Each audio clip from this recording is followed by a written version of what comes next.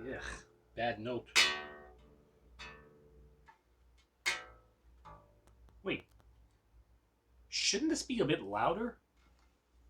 Oh, I realized. I forgot to plug this in.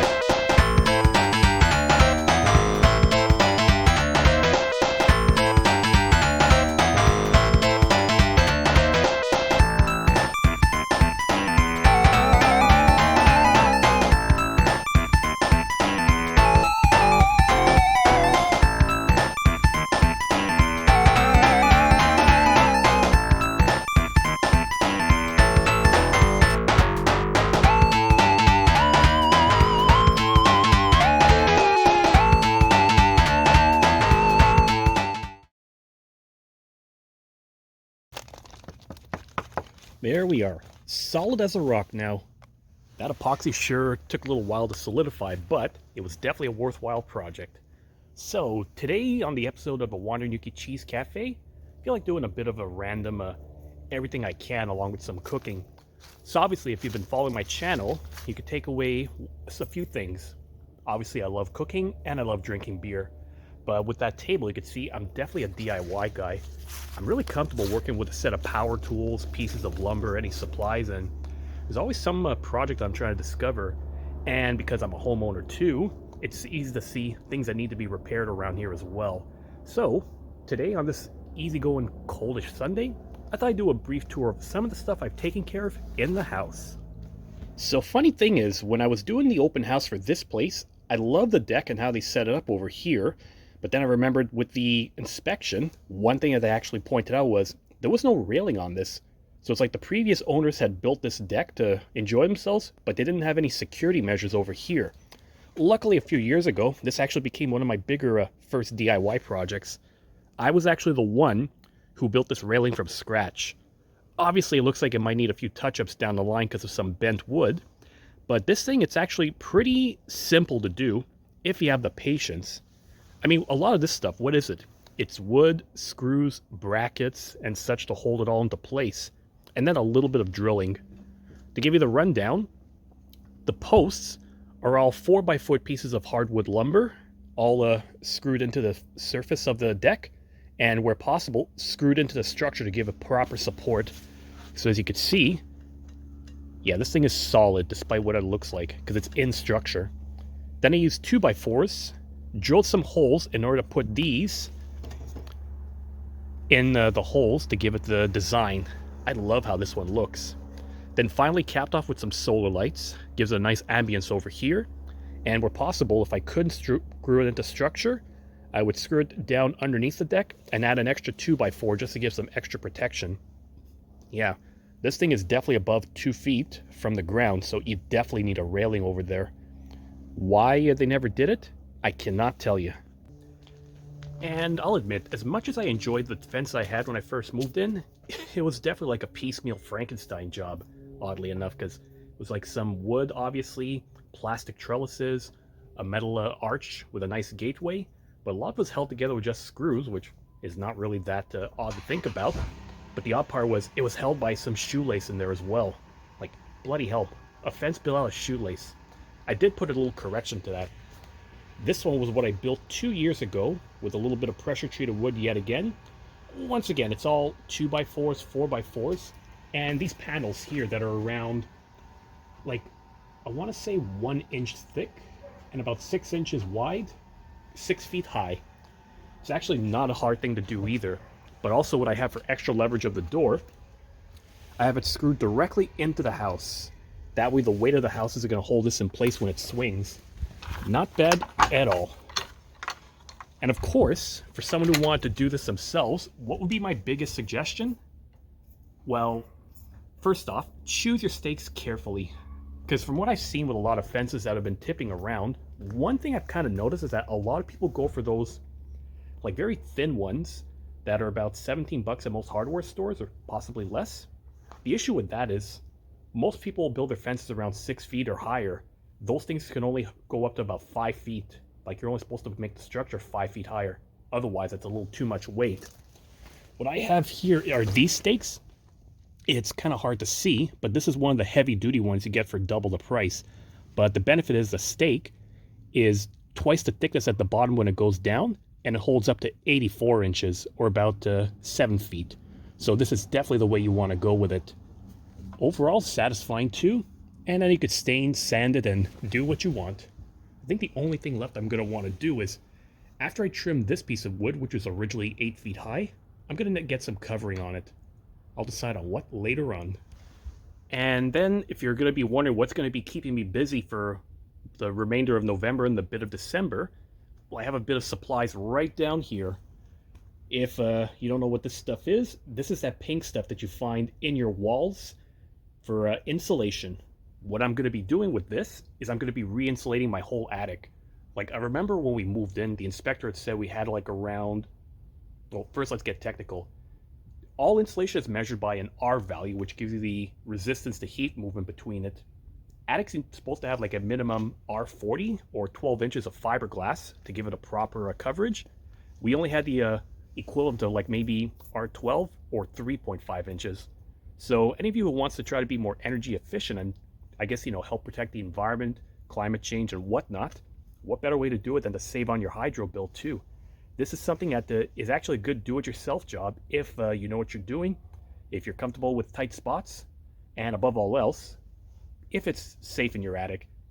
I know that I've heard some houses that still have asbestos to this day, and that I would not want to go near with a 10-foot pole. Yeah, actually I started this yesterday too. So I've actually had some experience crawling through the attic. Well, I feel like I'm more flexible than I gave myself credit for in the past. But hey, it's a living. And for those of you wondering why I haven't raked this yet, well, if you're following one of my previous videos too, you would remember I said that the best way to feed a lawn for fertilizer nutrients is actually not to rake your grass in the fall. Because imagine, this is going to give a lot of food. It's going to be good for aerating and loosening up the soil so things can grow. Now imagine all this is good for it and how much is actually lost whenever we rake, bag, and dump the stuff. It helps quite a bit. It's actually been doing wonders for my grass. Well, except over here where it suddenly died out. But I have my own theory that I'm going to get to a little later. But another place I wanted to show was the mini promenade that I have my table. This actually used to be a garden that was covered in, I want to say sawdust, mulch, and sometimes like barbecue chippings that were just buried in there. I kind of removed that and created this using just some stones to lay down on it. My only issue is that the land is not very level. So some stones have settled in there. I'm thinking like within the next year, assuming I can have people over in the summer, I may want to lay some crushed rock underneath this to give it a little bit of support so it won't sink. And something else too, I really like the stones they did around here on the garden. And my actual veggie garden that you've seen before was only surrounded by these pieces of uni stone. So this past summer, what I had done is I removed all of those and replaced it with these walls. It may not be perfect or be even, but you know what? It already looks way better. This is a simple trick that you could do. All you need to do is buy these garden wall stones over here.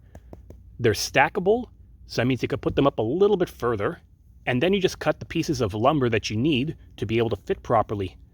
You probably need like minimum 2 inches, so 2 inches this way by 6 inches high, with the lumber going down a little bit further in the soil to give it the division. Not a bad idea. And again, instead of having the dirt to fall everywhere, keeps it all contained. It allows me to raise the soil as much as possible. That was one fun project I'd done back in May. If you remember the state of my walkway in my previous photos, you would have seen that there was a lot of cracks, chips away, and then it would have just deteriorated. Sadly, this is the nature of a Quebec winter. It's going to tear apart the cement over time. Something you do is just need to resurface it. It's a bit of Portland cement that you mix with water, spread it over, and then you even it out. So this was the result of it after I had done the work around that. Nice protective layer. And in case you want to know what the budget was, I think I did this for around 80 bucks worth of material. So a 50-pound bag of cement, bucket, mixer, trowels, you name it, that all got the job done. It was about 2 hours for this front porch, and my back porch was about 4 hours. So had I hired a pro to do that, it would have been $1,000 right there, possibly even more. Sometimes it's just easier to do yourself because contractors aren't cheap at all. And as for my trick with the grass, I'm kind of feeling like that my soil in the back is a little dry, clay-like, and compacted, so it may need to be treated up, which is kind of what I did in the front earlier this season. What I had done was there was a patch over here that kind of looked like this, which is just a mixture of clover, vines, a lot of weeds, and whatever, and it really, it didn't look like a lawn. So this is what it looks like right here now. I got a few bags of compost, which is essentially just black earth mixed in with some old tree bark and leaves all together. That helps to nourish the lawn, and the soil lets it retain water a lot better, and this was the result of it. It was probably my best batch too. And unlike other times where I've reseeded a lawn and it just dies out in the summer because of crabgrass, this actually was pretty resistant. Like, it's still in good shape even in November. I'll probably do something similar next year with some other patches that, kind of need some love. Yeah, quite a bit to keep me busy around here. But they always say there's always something to do in a house. So that's like a little highlight of what I've done around here. Feeling like I should go for a walk soon to be able to just stretch my legs, explore a little bit, and etc. Now, where am I gonna go? Okay, my walk is taking me to the Starbucks near my house, and I've probably mentioned it before, but it's insane. The drive-thru here is so packed that the lineup to it actually goes out onto the streets. Like, seriously, look at the cars behind me. This is a Starbucks line.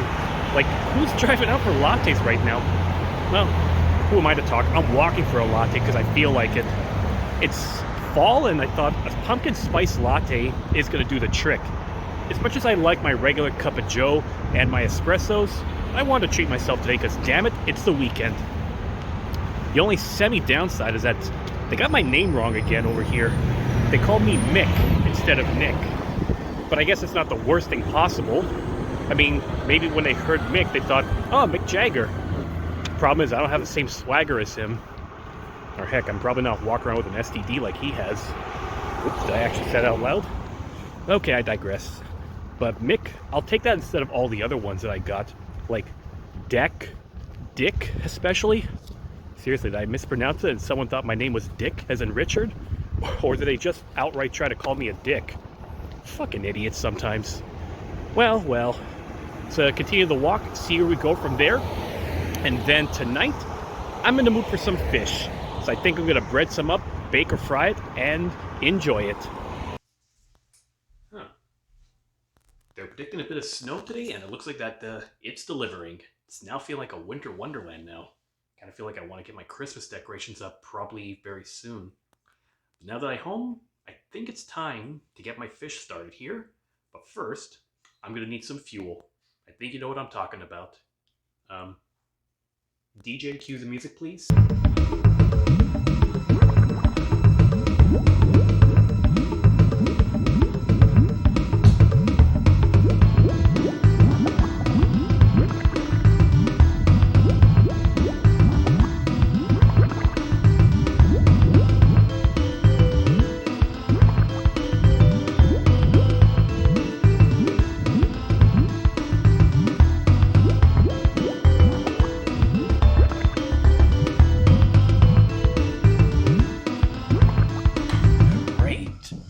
My fuel for tonight, and I decided to do something a little bit of different from here.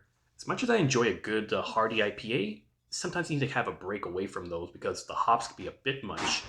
What I'm going to be doing today is Erdinger Weissbrau. It's something German that I found. Haven't had one of these since the summertime, I want to say.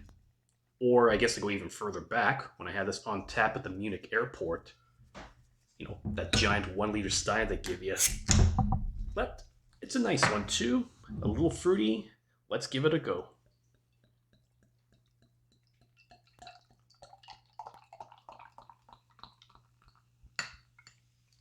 Nice. So, cheers to the weekend. Cheers to a nice foamy weekend, I suppose.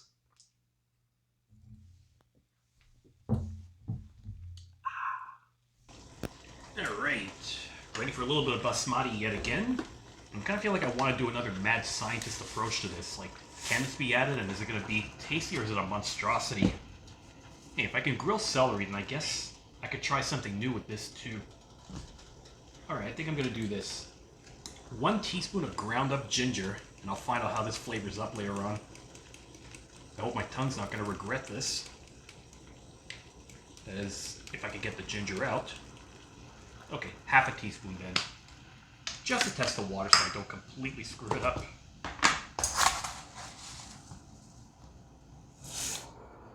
Voila. Cut the heat to low, stir, and then set it for 15 minutes while stirring.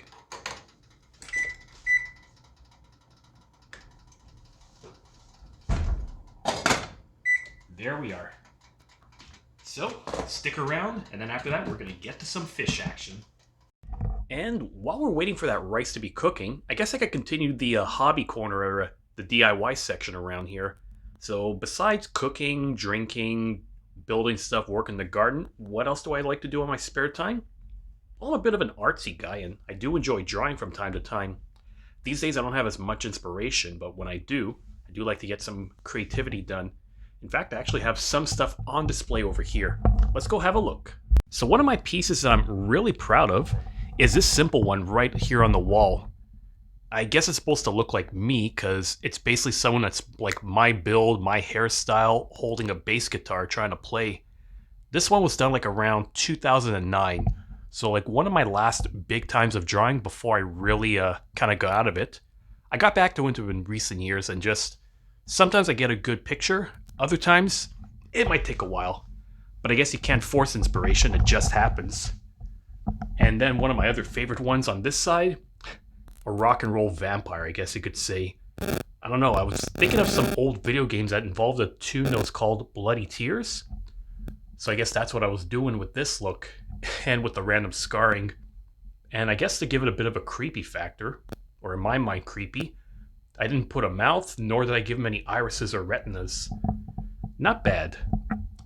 Oh yeah, and I guess to follow up, if you're wondering what inspiration I use for this bass, well, I just use the color of my own bass guitar. I love that instrument. If there was one that I'd be able to master, hands down it would be this one. The sound of it is just amazing. You get a lot of groove. For a guy that also likes metal, funk bass is really fun to listen to. Except I haven't practiced as much. I know how to strum it a bit. Trying to go along the fretboard is a whole other story because you don't play this like you play a guitar.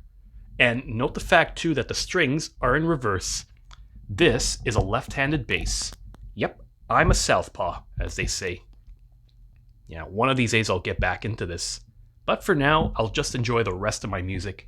And speaking of, and I suppose the other big influence in my life is hands down music. I've always loved it as a kid, but I really got into it like in my college days. All because of a buddy of mine that told me to start listening to Led Zeppelin. Then next thing I knew, I really got to make a major collection on my, a major collection.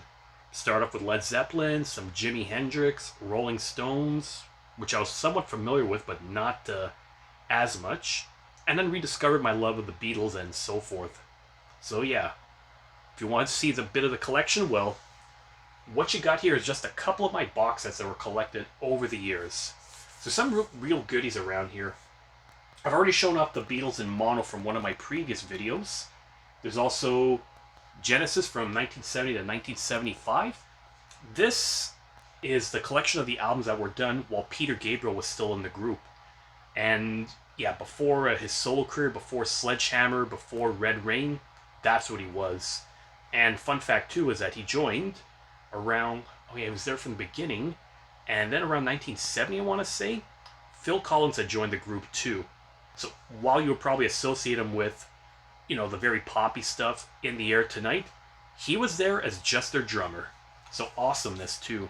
And Phil is one of the best drummers that I know. Of course, it's just the box sets. To give you a good idea of what this is, here's a look at what I got on my shelf. Yeah. I want to say it's like starting in 2003, 2004 where I kind of started. And then this is the collection I had amassed over the years. Of course, working at HMV kind of made it easy to collect CDs from time to time, especially if you got things at a discount or you see new stuff arriving, you think, I want to buy it before it hit the shelves. Whoops, cord's in the way. Sad thing is I can't edit that in post-production, but whatever. I suppose one day I can show off some specific CDs in here. Some classics, some new stuff, some you think like, the fuck's this guy doing with this album? Or what the hell? We shall see one of these days. But I guess I should go tend to the rice and also tend to the fish. And that's the sound of rice being ready. Let's cut the heat off and move this aside so it can cool down a bit. And hope I'm not going to have any regrets afterwards. Then I'm going to get a pan ready to start off the fish.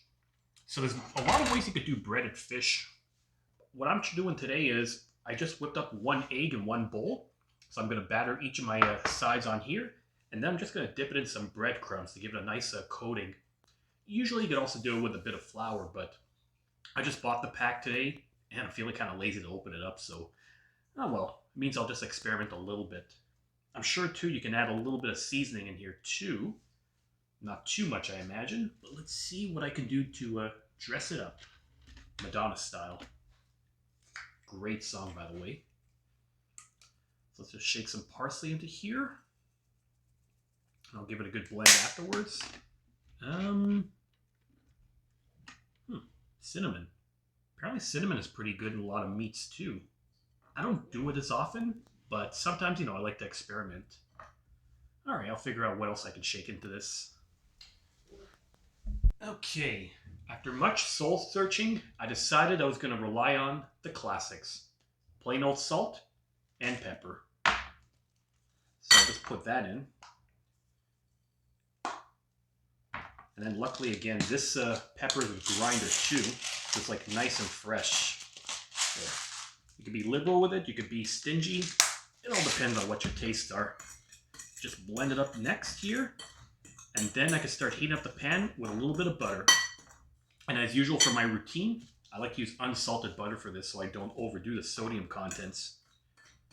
And I should get my fish set up too. What I'm going to be doing today is what it says was previously frozen pangasius or farmed bassa filet. I actually don't know what kind of fish this is. When I think whitefish, I think haddock, sole, cod, the classics. Fish sticks? Oh wait, fish sticks isn't a species, is it? Nevertheless, whitefishes are the best ones to bread up. Meat with, let's say, salmon or trout, which I also enjoy, that's better with just some seasoning or like a little marinade on top too. Especially the maple whiskey one I've done a while back on the barbecue. That could be like a future episode once BBQ season starts up again. Anyways, let's get started. Alright, so I've used about 1 tablespoon of unsalted butter. It's looking like it's melting pretty well, so time to get started on the batter. I'm realizing there was one thing I forgot to cover on this, which was how much breadcrumbs that I used. You can be as liberal as you want with it. It could be anywhere between like half a cup to 1 cup, and it should be enough to just give it a nice coating. Then again, half a cup to 1 cup, it's like you could either use half of the portion or the full portion. I don't know, man. Sometimes complicated. And speaking of complicated, this plastic's really starting to give me a bit of problem. So first thing I'm going to do, besides getting rid of the packaging, is getting it into the egg to give it a nice amount of moisture. Then I'm going to dip it in the breadcrumbs.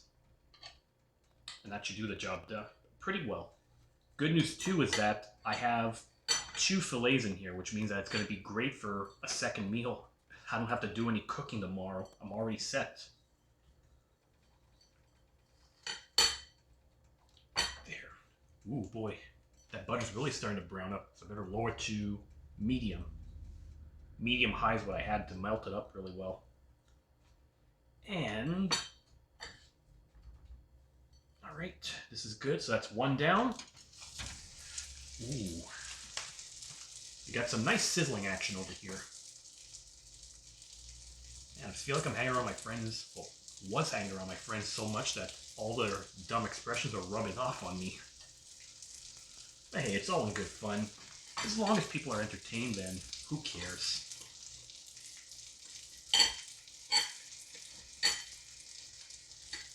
Alright, almost done with the breadcrumbs. And even then, I put a good amount and I still feel like I need more.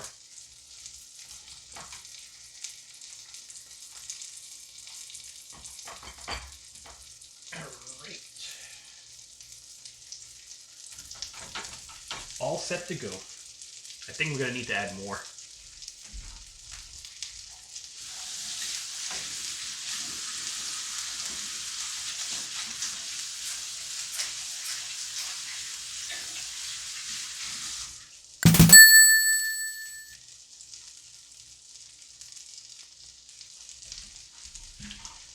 There. Let's get all this on. I guess I could just sprinkle it on and hope for the best. Or at least hope it makes fish contact. Yeah, definitely not going to be enough. I need more than that.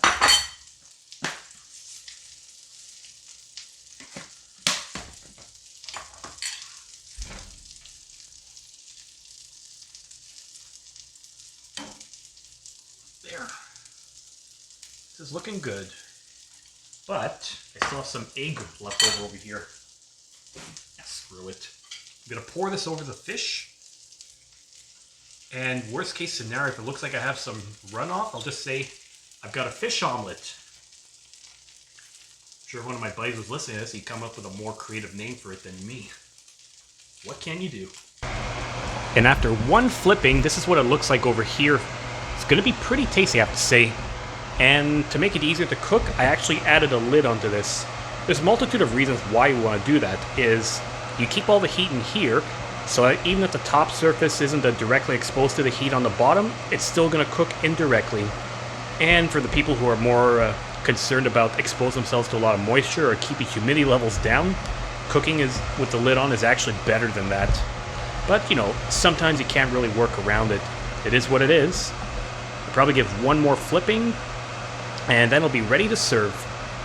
You need maybe about 10 to 15 minutes for this. They're thin pieces, but you know.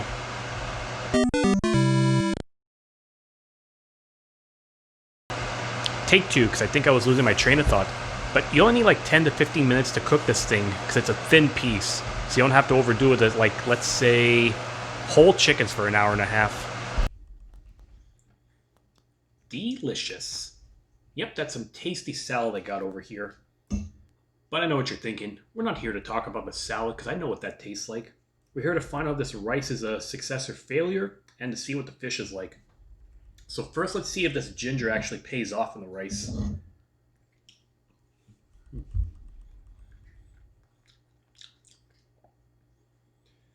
Okay, not bad. I barely taste the ginger in here, so I'm assuming that it might hit me after the fact, or I didn't put enough ginger. Like, worst case, you could probably double the recipe, or if you wanted a really potent flavor, use fresh ginger. That stuff is really good. But next step would be to try the breaded fish with my omelet runoff. And how do you know if fish is cooked well? You have to let it, pick apart with your fork and then make sure it flakes off. And if it does flake off, you know you're cooked really well.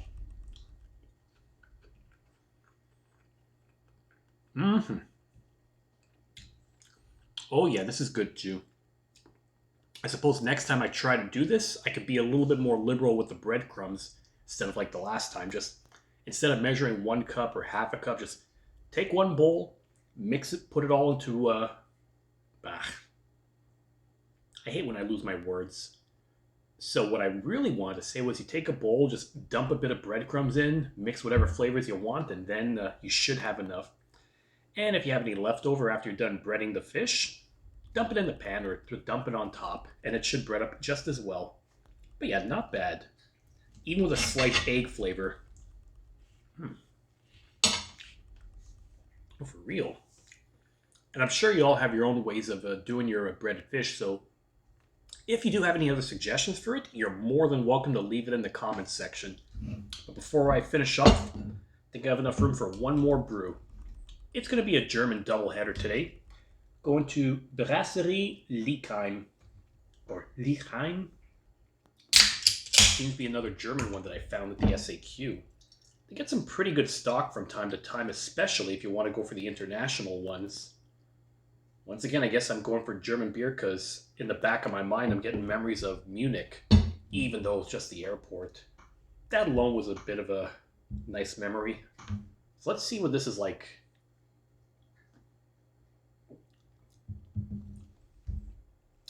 Yep, smooth German dirty blonde.